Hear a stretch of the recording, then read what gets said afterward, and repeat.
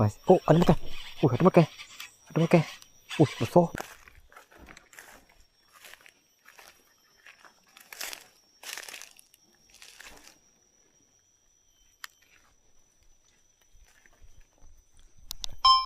Okey, hari ni aku nak test casting virus. Nak tengok jauh mana dia boleh pergi. Setting nombor 2.5, 10 longgar, drag 80, 60 lah, 60.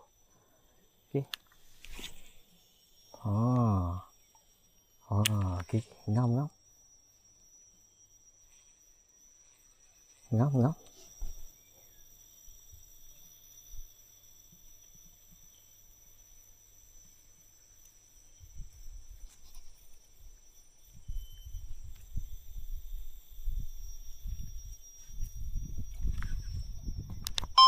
Okey, sekali lagi. Kita tengok macam mana.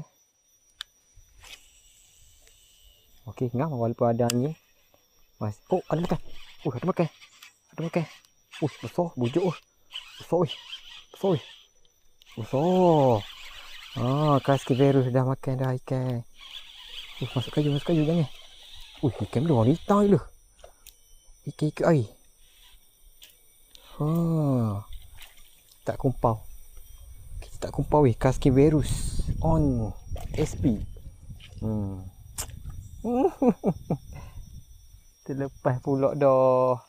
Tak apa sebab ada kayu. Kalau tak ada kayu tu memang aku heret duduk atas. Mantap besar ikan tu. Sekilo lah lebih kurang. Jadi macam mana mesin ni? Okey tak dia? Okey tak mesin ni? Okey, aku rasa okey dah ni. Virus casting. Ini custom handle komersial sikit, meletup selalu lah.